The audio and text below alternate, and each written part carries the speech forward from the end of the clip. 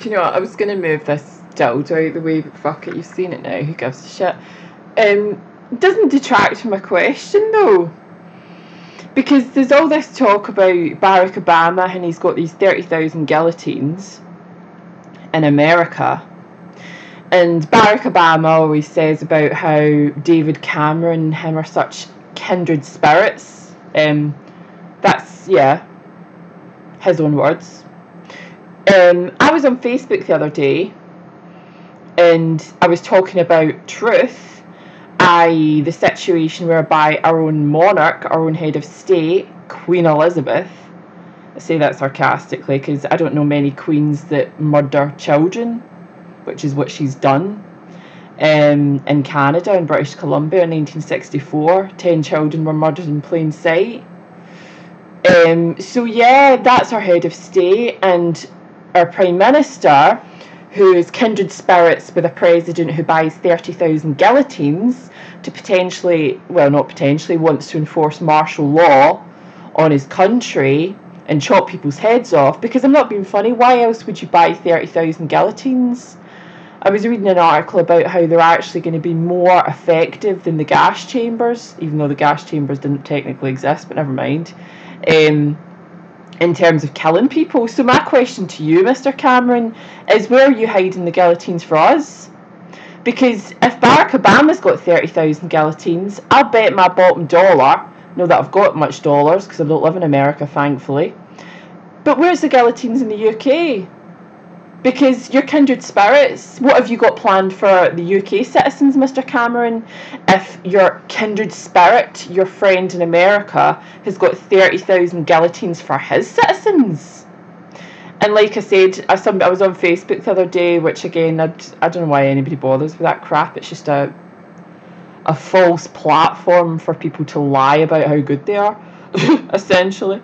What a crap. But anyway, what I would say is, there was a man, and he obviously was in the army, a confirmed royalist, and he actually said to me when I was telling the truth about the state of play in terms of our Queen being a murderer and a paedophile, and also, Mr. Cameron, you have been named as well as a paedophile by members of our society, Bill Maloney, Chris Bivvy, to name but two, and they haven't been arrested. So that makes me question you and your character, if I'm being perfectly honest.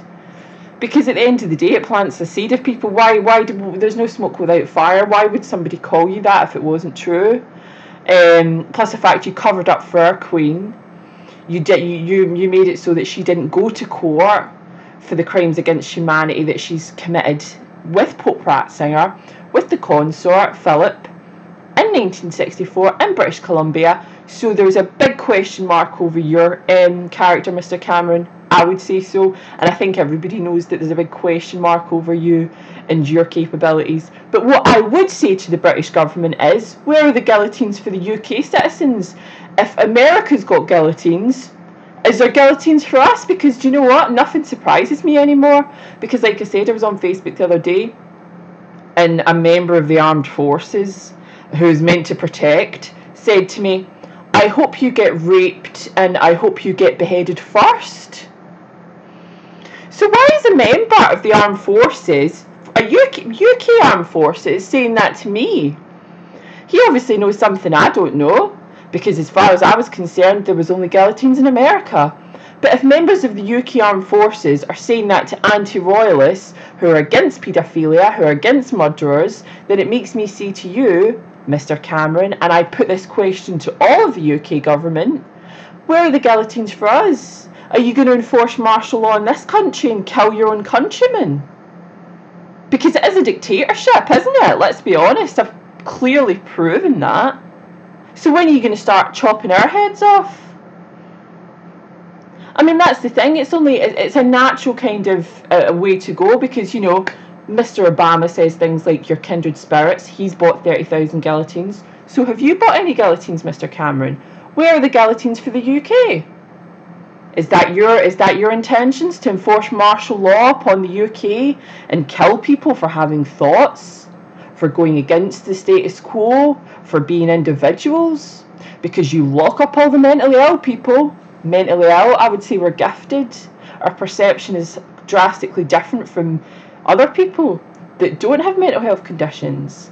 But I say to you, Mr. Speaker, Mr. Prime Minister, and I say to all members of Parliament, and also the Secret Services and the Armed Forces, where are the guillotines for the United Kingdom?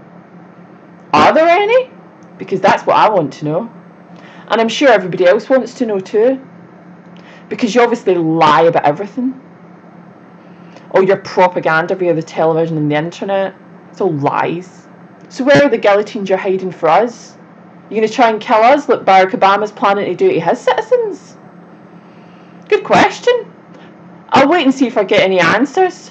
Probably not, because you just ignore everything because you're all so scared and spineless.